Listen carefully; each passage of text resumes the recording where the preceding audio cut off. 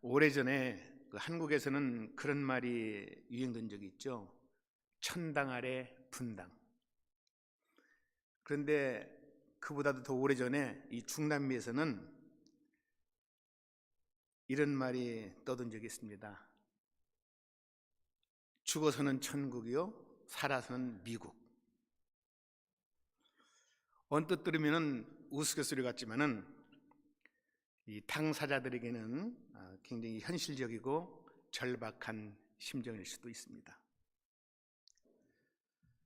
그런데 아직도 세계 최강대국이고 또 오늘 와서 이렇게 성전을 보니까는 정말 아름답고 우리 목사님 인품도 훌륭하시고 또 목소리도 좋으시고 이렇게 좋은 환경 속에서 천국에 대한 믿음과 확신을 가지고 신앙생활 하시는 우리 유년기 성도 여러분들 얼마나 행복하십니까?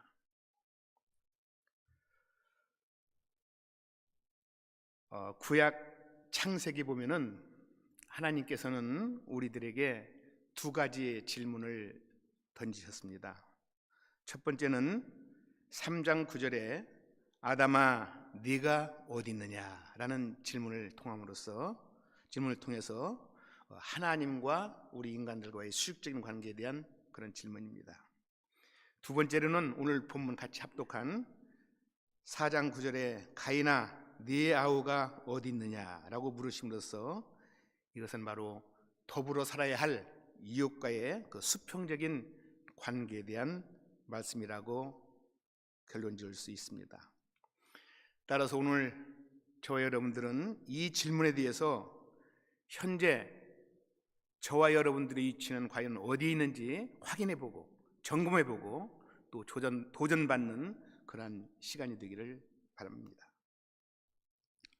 우리 인간은 사회적 동물이기 때문에 혼자서는 결코 살 수가 없습니다. 즉 나와 이웃과의 이 관계는 금붕어와 물과의 관계라고도 말씀드릴 수 있습니다. 그래서 아무리 비싸고 아름답고 건강한 물고기라 할지라도 물이 없으면 살아갈 수가 없고 설사 그 강에 가득 물이 찼다 하더라도 그 물이 오염됐다고 한다면 역시 그 금붕어는 살 수가 없을 것입니다. 따라서 물고기 처제와 같은 우리들은 나 자신뿐만 아니라 우리 이웃에 대한 그런 관심과 또한 애정도 가져야만 합니다. 바로 이러한 마음이야말로 우리 크리스찬들이 가져야 할 가장 기본적인 자세라고 생각합니다. 그런데 많은 사람들은 이웃에 대해 관심을 갖고 교제는 하되 될 수 있으면은 자기보다 신분이 우월하거나 혹은 동등한 비슷한 사람끼리만 사귀려는 그런 습성이 있습니다. 그렇기 때문에 일시적인 베품은 줄 수 있지만은 진정한 나눔은 어렵다는 것입니다. 그 노동자 시인 박노해라는 분이 계시는데 그분은 이런 말씀을 했어요. 인격 판단의 기준은 약자에 대한 배려다.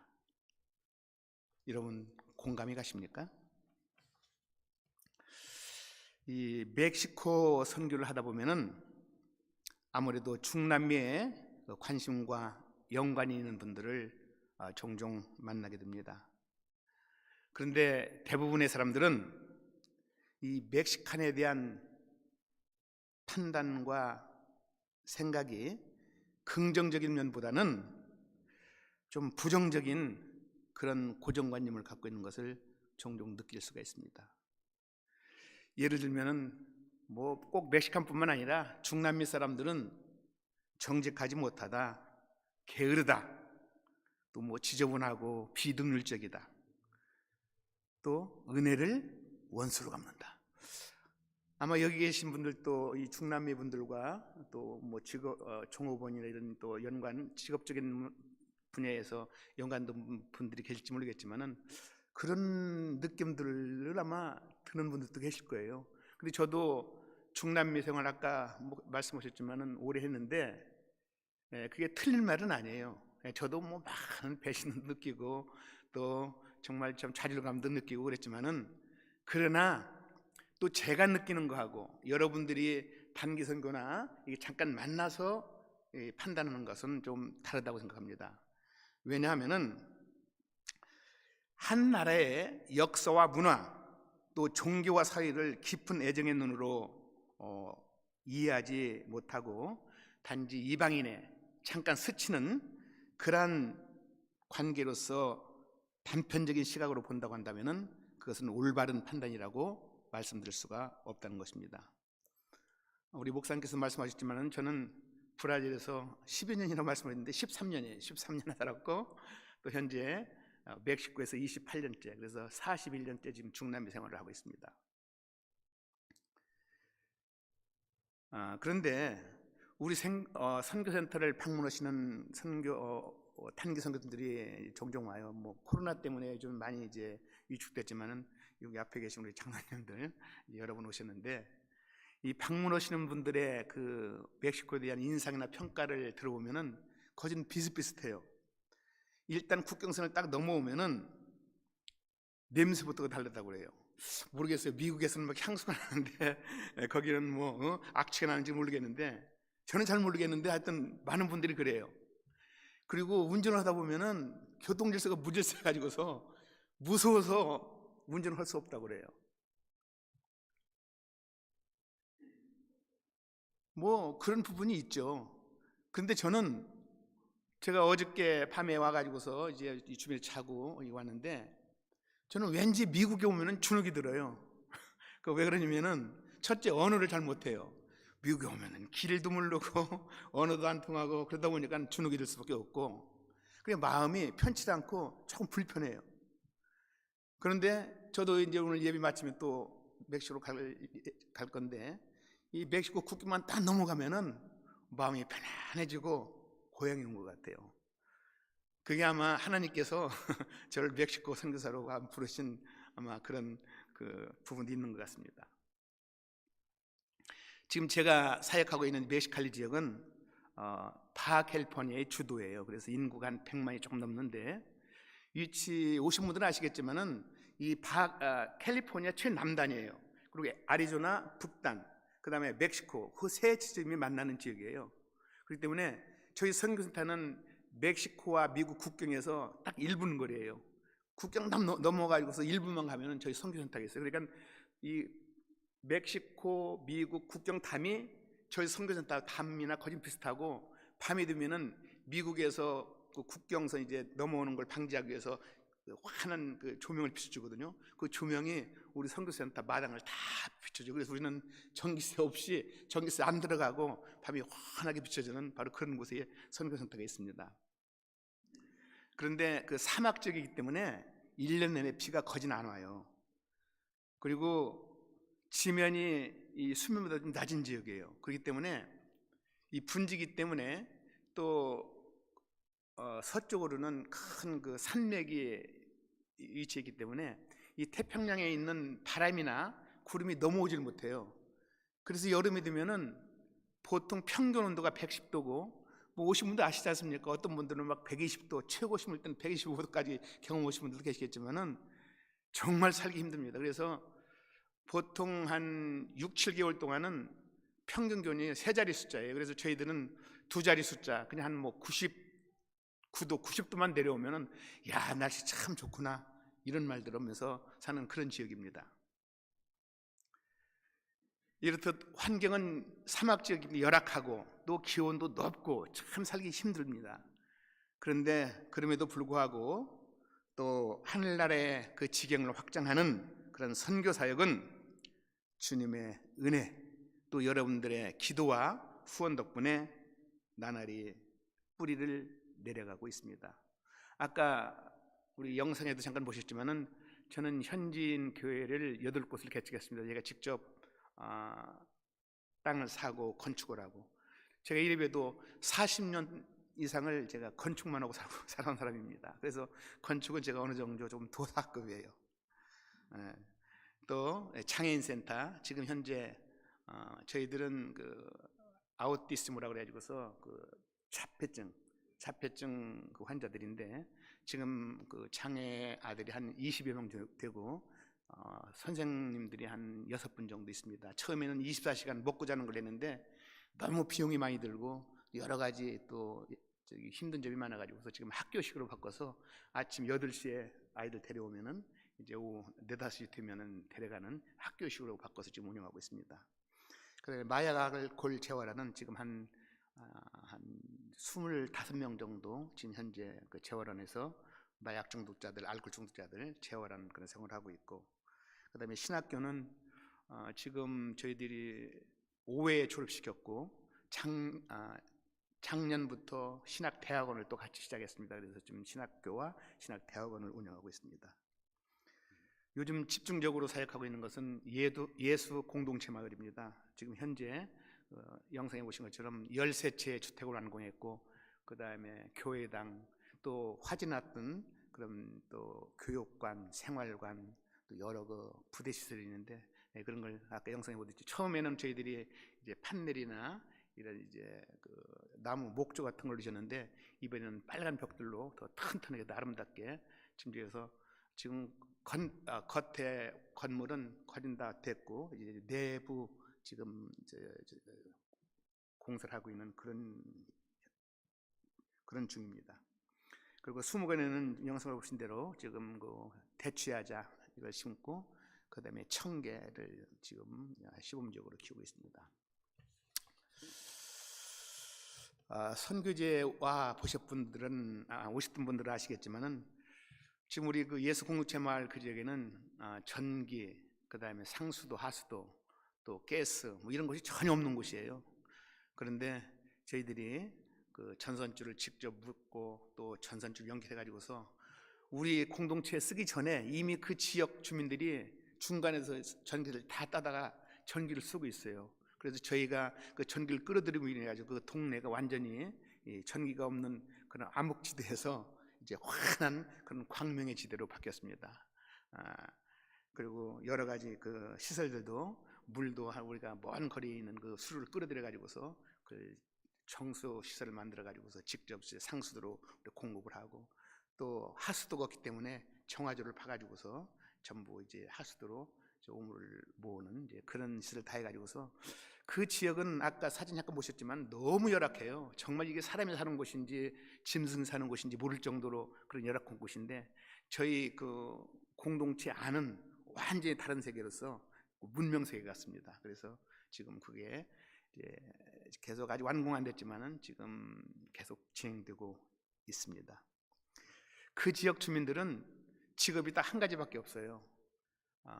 벽돌 만드는 직업인데, 그 소똥하고 이제 흙하고 그다음에 물하고 그걸 이제 손으로 괭이로 섞어 가지고서 그 왁구가 이런 박스가 있는데 그 박스에다 이걸 집어넣고 그다음 위에를 손으로 만지면질 해가지고 쏙 뽑으면은 그 벽들이 한 4개 정도 나오거든요.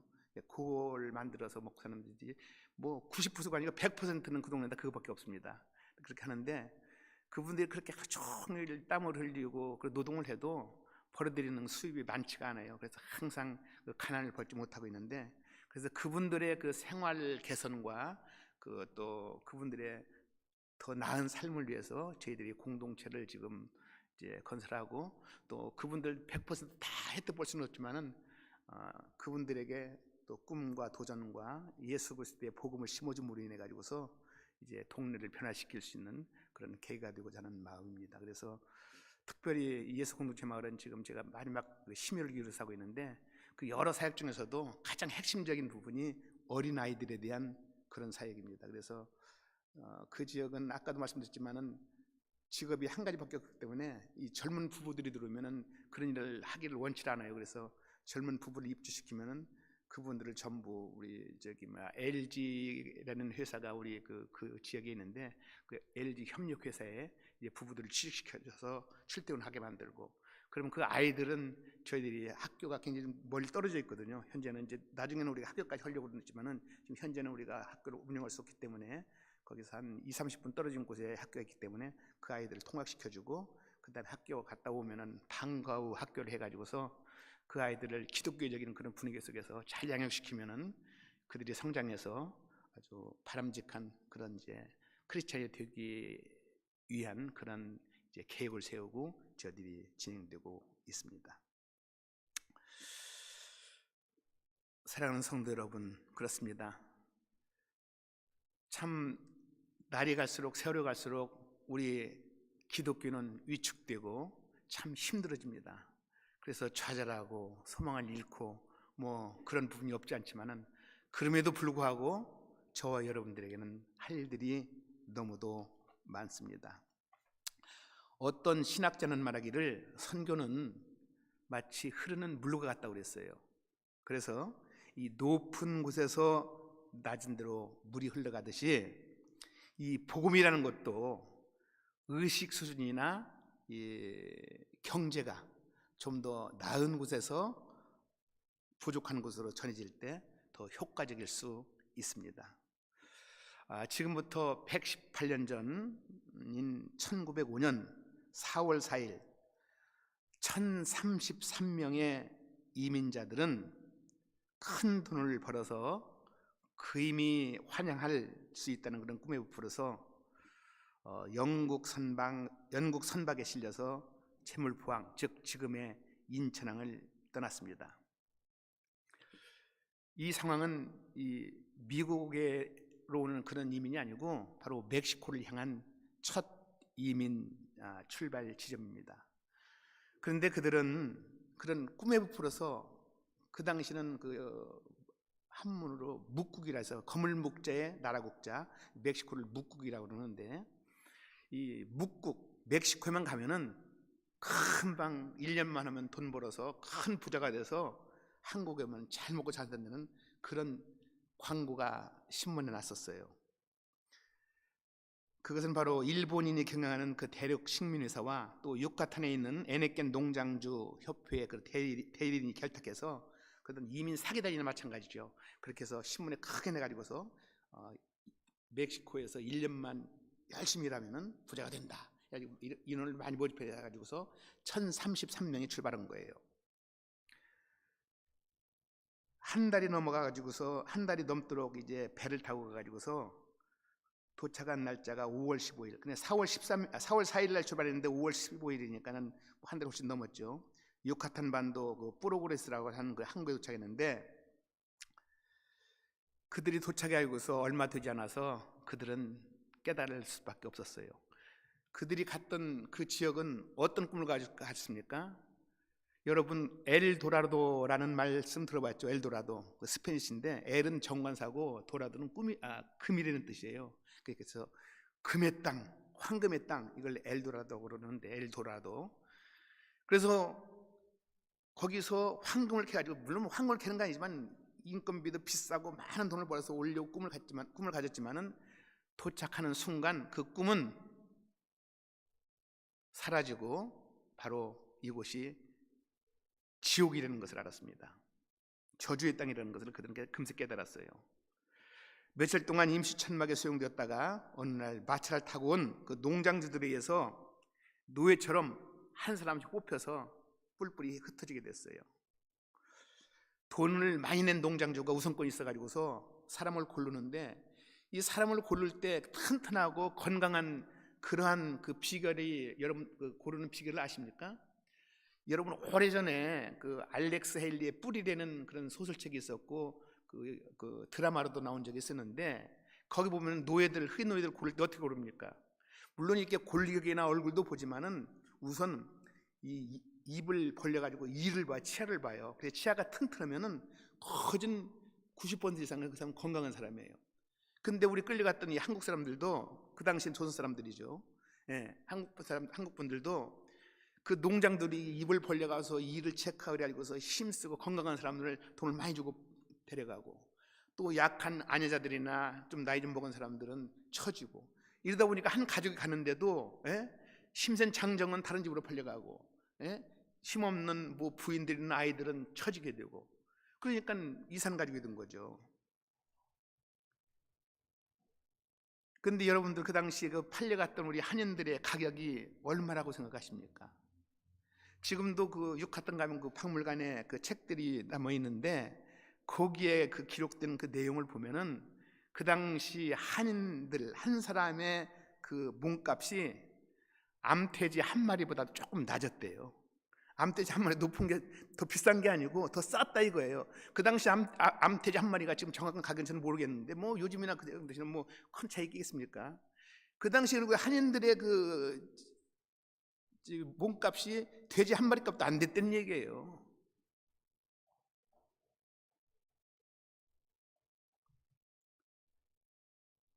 이렇듯 인권은커녕 죽을 자유를 찾았어요. 또 총각으로 갔던 사람들이 현지 그 인디오들과 결혼해가지고 아들을 낳으면은 그건 추가 부산물이라고 그래가지고서 자연적으로 그 재산은 농장주택 하는 거예요. 자기 그 부모한테 있는 게 아니에요. 그게 불과 120, 30년 전의 현실이에요. 우리 한인들이 위치했다 이거예요. 그게. 지금도 유카탄 그 메리다 근교에 가면은 우리가 한인 후손들이 살고 있어요. 그래서 저희들이 몇 년 전 우리 바캘리포니아 성교사님들이 모여가지고 직접 거기 가가지고서 그분들을 만나보고 얘기도 듣고 같이 위로도 해주고 그런 적이 있었는데 지금도 그분들의 삶은 참 힘들어요. 예. 일단 자기가 신분 상승하려면 교육을 많이 시켜야 되는데 교육시킬 수도 없고, 물론 그 중에서 우리 한인들의 교육열이든가 이게 월등한 분들은 출세하고 주에 법무부 장관 되고 이런 사람도 있지만은 대부분의 많은 사람들은 2세, 3세, 4세, 5세까지 나왔는데 그분들은 얼굴도 지금 전혀 우리 한국적이고 없고 말도 전혀 한국말도 안 하지만 예를 들어서 김치라든가 엄마라든가 이런 거는 한두 마디 하고, 그 대신에 성씨를 보면은 조금 우리 그분들이 한인들의 후손이라는 걸 알 수 있는데 성씨도 많이 변화됐어요. 그래서 김씨를 갖다가 킹이라고 그러고 무슨 고씨를 갖다가 코로나로 이렇게 변형시키고 이런 식으로 하는데 지금도 하여튼 살고 있는데 좀 더 힘들고 어려운 그런 걸 보고서 저희들은 그 마음 아픈 그런 감정을 느낀 적도 있었습니다. 사랑하는 성도 여러분, 그 한많은 질국의 세월은 지나갔어요. 지금은 우리 한민족이 도약하는 그런 새로운 역사가 시작되었습니다. 이러한 시기에 저와 여러분들은 그 현장의 주역으로 부름받은 그러한 사명자들입니다. 존경하는 성도 여러분, 여러분들의 꿈과 소망은 무엇입니까? 자녀교육입니까? 아니면 좀 더 물질적으로 풍부한 겁니까? 물론 그런 것들을 저희들은 무시할 수가 없어요. 꼭 필요합니다. 그러나 하나님께서 원하시는 것은 좀 더 의미 있고 가치 있는 일일 것입니다. 우리 주님께서 인정하시는 삶이라는 것은 수단 방법을 가리지 않고 성공했느냐 실패했느냐라는 그런 끝만 보는 결과론이 아니라 매 순간순간마다 얼마나 최선을 다했느냐라는 그런 과정을 더 중요하게 생각하십니다. 그래서 지금부터라도 이 사회에 보편화된 그런 끼리끼리의 테두리를 벗어버리고 가난하고 힘없는 약자에게도 애정어린 따스한 그런 손길을 내밀 수 있는 저와 여러분들이 되기를 바랍니다. 이제 말씀을 맺으면서 하나님께서 우리들에게 던지시는 질문에 대한 솔직한 답변을 하기를 원합니다. 아담아, 네가 어디 있느냐? 라는 1차적인 질문에 각자 자신의 이름을 대입시켜서 하나님, 제가 예수 그리스도의 그 보혈의 은혜로 지금 이 자리에 있습니다 라는 그런 담대한 답변을 하실 수 있을 것이고, 두 번째로 내 형제와 이웃은 어디 있느냐라는 그 질문에도 그 형제 자매 멀리 있는 것이 아니라 지금 제 옆에 있습니다, 제 가슴 속에 있습니다 라는 그런 대답을 망설임 없이 외칠 뿐만 아니라 그 사랑을 행동으로 실천할 수 있는 그러한 계기가 되기를 바랍니다. 오늘 특별히 우리 유년교회 선교 헌신 주일을 맞이해서 오늘 여러분들에게 주시는 이 하나님의 말씀 꼭 마음속 새기고 실천할 수 있는 우리 모든 성도님들 되시기를 진심으로 기원드립니다. 기도하겠습니다.